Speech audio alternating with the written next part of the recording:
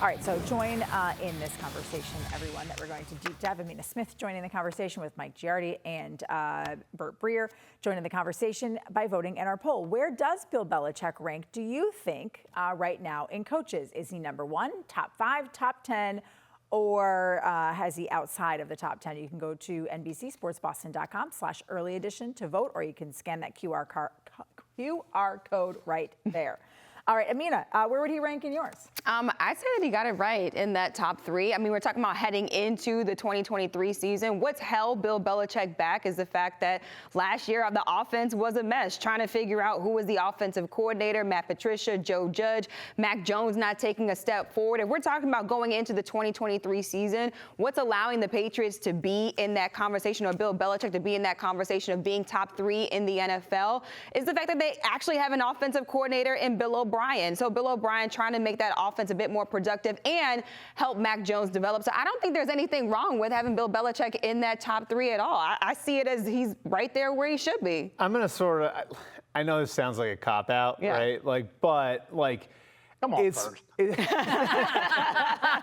On the field, he's still one of the best coaches in football. And I've talked to people over the last month who say he's still the best on game day coach in the game. And he's still the hardest one to deal with from a tactical standpoint. And he's still the best at putting his players in position to succeed. But the problem is he has a lot of other responsibilities here too. Hiring coaches, building a roster, running drafts, running free agency, handling the budget. And so I do think a lot of the other things have gotten in the way of Bill showing everybody the sort of coach he is. I think last year's roster was probably a 6-win roster, right? He got them to 8 wins. That doesn't sound like a great coaching triumph. It's probably a lot better than a lot of other coaches would have done with that roster. And that's the thing. That's why it's hard to evaluate. You look at Tomlin, right? So there's true separation of church and state in Pittsburgh. Not that he doesn't have input in personnel. Mike has a lot of input in personnel. But he's not the one who's picking the players. And so you can see where Mike Tomlin's done a great job on the field and building a culture and building a team with what he's been given. And they're pretty good at building the team personnel-wise too there, and they have been over the years. But what you see with Tomlin is very clear. He always maximizes what he has, And with Bill, it's a little harder to see because everything is sort of mushed together. Yeah, everything kind of melds together. So, Mike, I'm gonna continue the cop-out thing over here and just infuriate you more. I would put him top 5 if I was voting in this, because I do think you could look at Kyle Shanahan, have him up there. Sean McVay had an off year last year. I'm curious to see how he bounces back. But for me, it's about separating. If you're talking to me just about Bill Belichick, the coach, the guy who gets the most, as Bert just said, out of all of his players, he has to be top 3, top 5. But when you look at him and you separate the two, it's the GM side of him, I think, that I've had the biggest issue with. It's not the coach. It's not the X's and O's guy. It's the who is he going to pay and the personnel he's going to put out there. But maybe I shouldn't be so easy on him, Giardi, because that's his responsibility as coach and general manager, and they all meld together. Well, there's so many things, as you guys are pointing out, that goes into being a head coach. And Bill obviously wears a few more hats than other people do. But if somebody else decided to turn over their offense to 2 guys that had never coached offense before, one coached receivers and apparently wasn't very good at that, we would have destroyed them. But Bill has a resume and 6 rings, or however many he wants to count from his days with the Giants as a defensive coordinator. And so we give him cushion on that.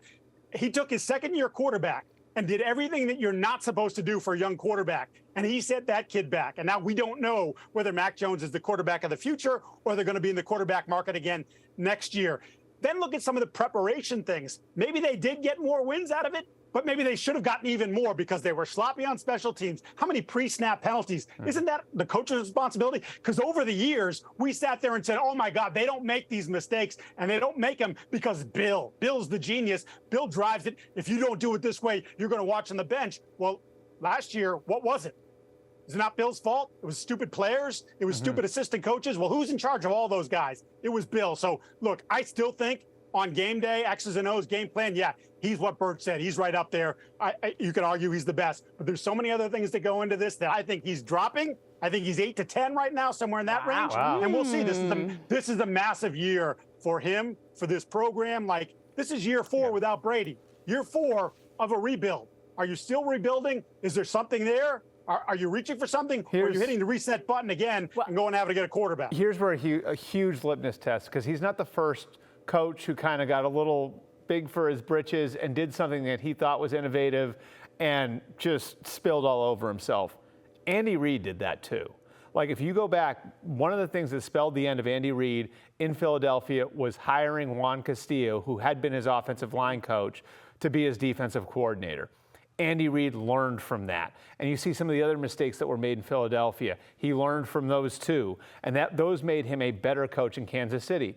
So we're seeing what happened last year. And I don't think it speaks to Bill's acumen as a game day coach, as an on-the-field coach. But I think a reason, like a lot of the things slipped, like Giardi's talking about, is because he was stretched too thin. It's because he had to have his hand in every pot. So he couldn't be the overseer of everything. When he's having to call plays on offense, the mistakes happen on special teams. So, I think that that's a big part of this year. It's, does he learn from his mistakes? And I think that that's going to sort of tell the tale as to where the future of the franchise is. Because this is the first year he's come off of a year. This is the first time he's come off of a year in New England where you could actually look at it and say, that was Bill. Bill made this mistake, this mistake, this mistake. Let's see if he learns from it. You both have talked about, both you and Giardi have mentioned the future. And this is a question that I feel like I've been asking now for a couple of years since Tom Brady left. Like, what is the future? You talk about the direction, Giardi. You mentioned it. Like, what is the direction of this franchise? Are they a rebuilding team? Because to me, when I think of a rebuilding team, that means you're drafting pieces. You're drafting wide receivers high in the draft. You're drafting offensive tackles. You're trying to put pieces around your young quarterback that you drafted a couple of years ago. To me, it feels like they're a little willy-nilly about the offense. And when it comes to the defensive side of the ball, they finally went after and got a premium player in Christian Gonzalez. We hope that he turns out. But also, can you really win a title and rebuild through your defense? Has he given up on the offense? Like, I just don't understand what track this team is headed on. Bill's going down a path that really nobody else in the league is going down, right? I mean, let's win with defense. When was the last time anybody won with defense? The league has completely changed. It is so in favor of the offense. The rule changes. The league wants you to score 1 million points. They want your fantasy football team to be loaded. They want all these things to happen. So playing defense is hard to do. They were awesome at defense last year, right? Number one weighted DVOA last year. They were 8 and 9. Draft a cornerback in the first round. I like it. I like the player. I think they need that kind of player. But you're ignoring, again, the offensive side. They've done nothing to bolster the offense. Juju's a little bit better than Jacoby. Maybe. Okay, great. Gesicki over Jonnu. Well, Jonnu was a disaster. So, okay, that's fine. But what else? What else has happened?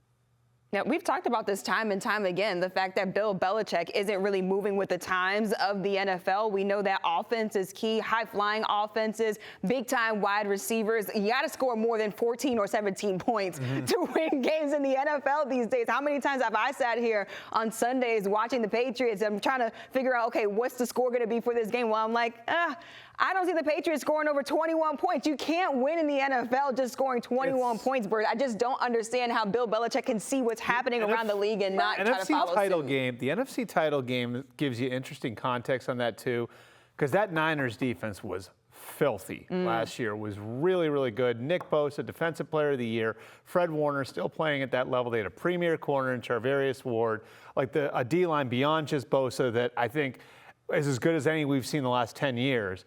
And they run into Philadelphia, and they don't have their offense straight because the quarterback's an issue.